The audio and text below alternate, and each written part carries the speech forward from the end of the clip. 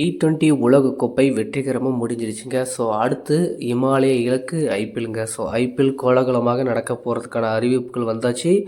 March 28ஆம் தேதி வந்து தொடங்க போகிறதாகவும் ஒரு அப்டேட் வந்து கொடுத்துருக்காங்க. ஸோ அதே மாதிரி முதல் பாதைக்கான ஷெடியூலையும் வந்து அஃபிஷியலாக வந்து வெளியிட்ருக்காங்க. முதல் போட்டியில் நம்ம சன்ரைசர்ஸ் வர்சஸ் ஆர்சிபி அணி வந்து மோத போகிறாங்க. ஸோ அஃபிஷியலாக வந்து ஷெடியூல் விட்டாங்க. ஸோ இவங்க தான் மோத போகிறாங்க. ஸோ இதெல்லாம் ஒரு பக்கம் இருக்கட்டும்.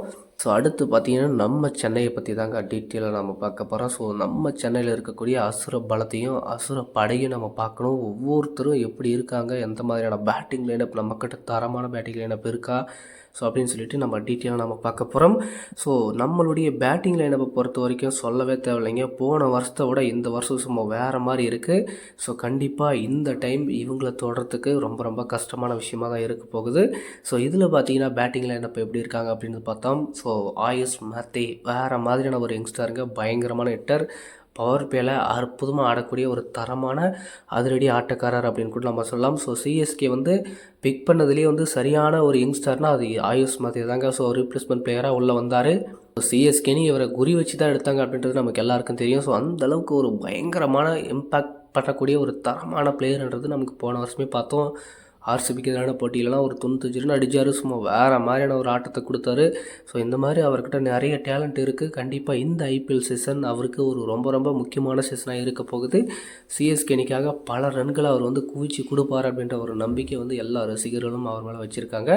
ஸோ அடுத்து பார்த்தீங்கன்னா ஊர்வில் பட்டியலுங்க, செம்ம செம்ம செம்ம ஹிட்டருங்க.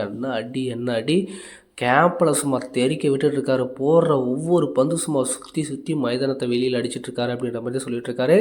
கேம்ப்லேயே அதிக சிக்ஸர் அடித்து அதிரடியான ஹிட்டர் அப்படின்னா நம்ம ஊரில் பட்டியல் தான் அப்படின்ற மாதிரி ஒரு தகவலும் வெளியாடுச்சு. ஸோ இதுலேருந்தே தெரிஞ்சுக்கலாம் எந்த அளவுக்கு வெறி கொண்டு இருக்கார். ஸோ அவருடைய ஹிட்டிங் எபிலிட்டி எப்படி இருக்குது, ஸோ எந்த அளவுக்கு அக்ரெசிவ் மூடில் இருக்கார் அப்படின்றது நமக்கு எல்லாருக்கும் கிளியராக தெரியுது.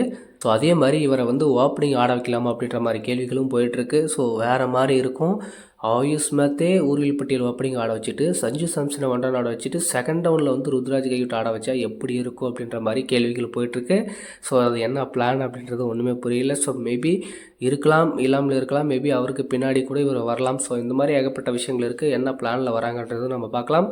அடுத்து நம்ம சேட்டன் சஞ்சு சாம்சன், ஸோ செம்ம மேன் இன்றைக்கி T20 உலகக்கோப்பையில் சீரீஸ் வின் பண்ணியிருக்காரு. ஸோ வேறு மாதிரியான இன்னிங்ஸு கடைசி 3 முக்கியமான போட்டிகளில் சதம் விளாசி இப்போ இது பண்ணுவார் அப்படின்னு எதிர்பார்த்தோம். பட் அந்த சதத்தை 3 போட்டியிலையும் மிஸ் பண்ணிட்டார் அப்படின்னு கூட சொல்லலாம்.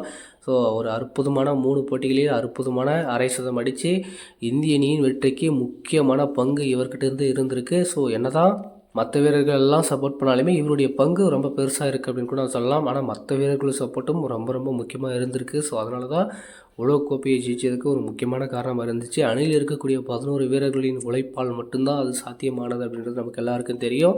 ஸோ சஞ்சு சாம்சன் இருக்கிற ஃபார்மில் சிஎஸ்கே கண்டிப்பாக அவருக்கு ஒரு ரோல் தரமாக ரெடி பண்ணி வச்சுருக்காங்க. பட்டையை தீட்டி வச்சுருக்காங்க அப்படின்னு கூட சொல்லலாம். அது எல்லாத்தையுமே வச்சு வரக்கூடிய போட்டியில் எல்லாருக்குமே வீச போகிறாங்க அப்படின்றது தான் இங்கே பேசக்கூடிய விஷயமே. கண்டிப்பாக சஞ்சுவுடைய இன்னிங்ஸ் ரொம்ப ரொம்ப முக்கியமாக இருக்க போகுது. அவருடைய ஃபார்ம் என்ன கேள்விக்குறியாக இருக்குன்னு சொல்லி நினச்சிட்டு இருந்த எல்லாருக்குமே பதிலடி கொடுத்து கம்பேக் பண்ணி நான் இருக்கேன், நான் திரும்பி வந்துட்டேன் அப்படின்ட்டு சொல்லுங்கள் அப்படின்ற மாதிரி ஒரு ஸ்டேட்மெண்ட்டை வந்து கிளியராக வந்து கொடுத்துருக்காரு. ஸோ கண்டிப்பாக அவர்கிட்டருந்து நல்ல விஷயங்களை பார்க்க போகிறோம். அடுத்து ருத்ராஜ் கைக்வாட், ஸோ எதிர்பார்க்காத ஒரு கேப்டன், தரமான ஒரு கேப்டன், நல்ல ஹிட்டிங் எபிலிட்டி, ஸோ நல்ல குவாலிட்டி, அவருடைய பொசிஷனே வந்து சாக்ரிஃபைஷன் பண்ணி கொடுத்துட்டு பின்னாடி ஆடிட்டுருக்காரு. பட் இந்த விஷயத்தில் அவர் வந்து பண்ண சரியில்லைங்க. ஓப்பனிங் ஆடி இருந்தாங்கன்னா போன சீசனே வேறு மாதிரி இருந்திருக்கும். பட் ஏன் வந்து அந்த ஒரு டிசிஷன் எடுத்தார் அப்படின்றது ஒன்றும் புரியல. பட் ருத்ராஜ் கைக்வாட்டை பொறுத்த வரைக்கும் ஆடின 2-3 சீசனில் ஓப்பனிங்கில் தான் அவருடைய பர்ஃபார்மன்ஸ் செம்மையாக இருந்திருக்கு அப்படின்னும் போது அந்த ரோலே வந்து கண்டினியூ பண்ணணும். ஸோ எந்த இடத்துல கொடுத்தாலே என்னுடைய பர்ஃபார்மன்ஸ் இருக்கும் அப்படின்னு நினைக்கிறவர் ஏன் எந்த இடத்துல கொடுத்தாலே ஆடலாமே அப்படின்ற மாதிரி நினைக்க வேண்டியதான். ஸோ இந்த இடத்துல நமக்கு ஓப்பனிங் கிடைக்குதுன்னா இந்த இடத்துல நம்ம ஓப்பனிங் ஆடலாம். ஸோ இந்தியன் டீமில் வந்து மிடில் ஆர்டரில் கிடைக்குதுன்னா அந்த இடத்துல மிடில் ஆர்டரில் ஆடலாம். ஸோ எல்லா பிளேஸ்லையுமே நம்ம ஆடுறோம், செட் ஆகிடுச்சு அப்படின்னும் போது நம்ம ஏன் வந்து அந்த பிளேஸ்க்கு மட்டுமே ஆடணும்னு நினைக்கிறோம். ஸோ எல்லா இடத்துலையுமே ஆடி நம்ம வந்து கலக்கலாமே. அவருடைய விஷயத்த வந்து ருத்ராஜ் கைக்வாட் கண்டிப்பாக பண்ணும். மேபி வந்து ஆயுஷ் மாத்தி கூட இவர் ஓப்பனிங் ஆடிட்டு சஞ்சுவை ஒன் டவுன் அனுப்புனா கண்டிப்பாக செம்ம பிளேஸ்மெண்ட்டாக இருக்கும். ஸோ என்ன பிளான் பண்ணுறாரு, போன வருஷம் மாதிரி அவருடைய பிளேஸை வந்து சாக்ரிஃபைஷன் பண்ணுறாரா அப்படின்றத நம்ம பொறுத்திருந்து பார்க்கலாம். அடுத்து நம்ம தலை தோனி, ரொம்ப ரொம்ப முக்கியமான வீரர்.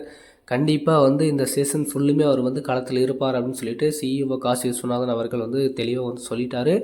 பட் அவர் வந்து இம்பேக்ட் பிளேயராக இருப்பாரா அப்படின்றது ஒன்றும் புரியல. விக்கெட் கீப்பராகவும் இருப்பாரா அப்படின்றதும் எனக்கு தெரியல அப்படின்ற மாதிரி தான் அவர் சொல்லியிருக்காரு. இதுக்கு வந்து கிரிக்கெட் மேனேஜ்மெண்ட் அவங்க தான் என்ன டிசிஷன் எடுக்க போகிறாங்கன்றது தெரியல. கோச்சஸ் இவங்க என்னென்ன பண்ண போகிறாங்க, கேப்டன் ருத்ராஜ் கைக்வாட் அவர்கள் அவர் என்ன டிசிஷன் எடுக்க போகிறார் அப்படின்ற மாதிரியும் வந்து சொல்லியிருந்தார். ஸோ மேபி வந்து தோனி அவர்கள் கேமிங் பண்ணுறதுக்கான வாய்ப்புகள் இருக்குது. இல்லை இம்பேக்ட் பிளேயராக அவரை யூஸ் பண்ணுறாங்களா அப்படின்றது இன்னும் ஒரு 10-15 நாளில் நமக்கு வந்து கிளியராக தெரிஞ்சு போயிடுது. ஸோ சிஎஸ்கே என்ன பண்ண போகிறாங்க அப்படின்றத நம்ம பார்ப்போம், யார் விக்கெட் கீப்பர் பண்ண போகிறாங்க அப்படின்றது. அடுத்து சிவம் தூபே ரொம்ப ரொம்ப முக்கியமான கீ பிளேயருங்க. ஸோ இந்த உலகக்கோப்பையில் எப்படி சஞ்சு சாம்சனுடைய பங்களிப்பு இருந்துச்சோ அதை விட நல்ல பங்களிப்பு சிவம் தூபே கிட்ட இருந்திருக்கு. ஸோ கண்டிப்பாக ரொம்ப ரொம்ப ரொம்ப சூப்பரான பிளேயருங்க, ரொம்ப குவாலிட்டி இருந்திருக்கு. நல்ல ஆல்ரவுண்ட் பர்ஃபார்மன்ஸ் வந்து கொடுத்துருக்காரு. ஒவ்வொரு போட்டியிலையும் அவருடைய கேம்பியோ வந்து வேறு மாதிரி இருந்திருக்குங்க. உலகக்கோப்பைன்னு வந்துட்டாவே எல்லா போட்டியிலையும் அவருடைய சப்போர்ட் செம்மையாக இருந்திருக்கு. ஆசிய கோப்பையிலையும் நல்லா இருந்திருக்கு.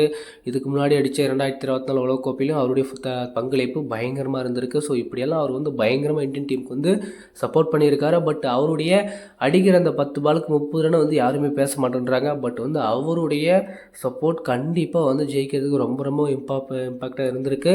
ஸோ இந்த உலகக்கோப்பையில் கூட பார்த்தீங்கன்னா 8 பாலுக்கு 27 ரன் அடித்தார். அது எந்த அளவுக்கு பெரிய இம்பாக்ட் அப்படின்னு நமக்கு எல்லாம் தெரியும். அதே மாதிரி செமிஃபைனல் இங்கிலாந்துக்கு எதிரான போட்டியில் அவர் 43 ரன் அடித்தார். அது எவ்வளோ பெரிய இம்பாக்ட் அப்படின்றது நமக்கு எல்லாருக்கும் தெரியும். ஸோ இந்த மாதிரி சின்ன சின்ன கேம்பியோ சின்ன சின்ன ஸ்கோர் வந்து எந்த அளவுக்கு பெருசாக வந்து இருக்குது அப்படின்றது நம்ம யாரும் பேசுறதில்ல. பட் அவர் வந்து பேச வச்சிருக்காரு அப்படின்னு கூட சொல்லலாம். அந்த அளவுக்கு நல்ல குவாலிட்டியான இன்னிங்ஸ் வந்து உலகக்கோப்பையில் கண்டிப்பாக கொடுத்துருக்காருங்க. இந்திய அணிக்காக சூப்பராக பர்ஃபார்மன்ஸும் கொடுத்துருக்காரு. இவர் எக்காரணத்துக்கு கொண்டு அணியிலேருந்து எடுக்கிறதுக்கான வாய்ப்பே கிடையாது. செம்மையாக வந்து இவர்கிட்ட இருக்குது குவாலிட்டி, அவ்வளோதான் சொல்ல முடியும். ஸோ அடுத்து டெவால் பிரவேஸ் வேறு மாதிரியான பிளேயருங்க. ஸோ இவருடைய ஆட்டத்தை பார்க்க ரசிகர்கள் அவளோட காத்துட்ருக்காங்க. நம்பர் 5 ஒரு தரமான ஹிட்டர் அப்படின்னு கூட சொல்லலாம். ஸ்பின்னிங் அட்டங்க ஆகட்டும், பவுலிங் யார் எவன் எந்த மாதிரி எப்படி வேணால் போடுங்க, ஆனால் என் ஆட்டம் ஒரே மாதிரி தான் இருக்கும், அது ரெடியாக தான் இருக்கும் அப்படின்ற மாதிரி அவர் எப்போயுமே ப்ரூவ் பண்ணிகிட்ருக்காரு. ஸோ இந்த ஐபிஎல் கண்டிப்பாக அவருக்கு ரொம்ப ரொம்ப முக்கியமான ஐபிஎல் இருக்க போகுது. போன சீசனே பாதியில் தான் வந்தார். இந்த சீசன் ஃபுல்லுமே இருக்கார். Full availability, full strength, full strong தரமாக இருக்க போது அவருடைய ஆட்டத்தை பார்க்க.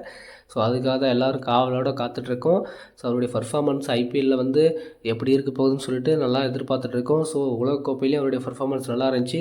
இன்டர்நேஷ்னலை பொறுத்த வரைக்கும் இப்போ அவருடைய பர்ஃபார்மன்ஸ் செம்மையாக இருந்துட்டு வந்துட்டுருக்கு. கண்டிப்பாக அவர்கிட்ட இருந்த ஒரு ஃபயர் பர்ஃபார்மன்ஸை இந்த சீசனில் கண்டிப்பாக சிஎஸ்கே அணிக்காக கண்டிப்பாக நம்ம பார்க்க போகிறோம். வேறு மாதிரி இருக்க போகுது. ஸோ இது தாங்க சிஎஸ்கேவுடைய தரமான அதிரடி படம். வேறு மாதிரி இருக்குது. பேட்டிங் குவாலிட்டிலாம் செம்மையாக இருக்குது. மொத்தம் இங்கே இருக்கிறவங்க எல்லாருமே தரமாக ஹிட்டிங் பண்ணக்கூடிய வீரர்களுங்க. எப்படி எந்த சுச்சுவேஷன் வந்தாலும் சரி, அடினா அடி இடி தான், மொத்தம் அடிச்சுட்டே இருக்கணுன்ற ஒரு இன்டென்ட்டில் இருக்கக்கூடிய வீரர்கள். கண்டிப்பாக இந்த வருஷம் சிஎஸ்கே ருத்ராஜ் கைக்வாட் சொல்ல மாதிரி 6வது கோப்பையை கண்டிப்பாக அடித்தே தீருவோன்னு சொல்லியிருக்காரு. கண்டிப்பாக இந்த பேட்டிங் லைனப்பை வச்சு கண்டிப்பாக அடிக்கிறதுக்கான சாத்தியம் அதிகமாக இருக்குது. ஸோ இந்த பேட்டிங் லைனப் எப்படி இருக்குது, சிஎஸ்கேவுடைய தரமான இளம்படை எப்படி இருக்குது, ஸோ என்ன பண்ண போகிறாங்க, இந்த வீரர்கள் யாருக்கு எந்தெந்த லைனப் இருக்க போகுது, எந்தெந்த பொசிஷனில் ஆட வைக்க போகிறாங்க அப்படின்னு சொல்லிட்டு உங்களோட கருத்தை மறக்காமல் கமெண்ட் பண்ணுங்கள். இவங்களுடைய அடியை எப்படி இருக்க போகுது அப்படின்னு சொல்லிட்டு நம்ம பொறுத்து வந்து பார்க்கலாம்.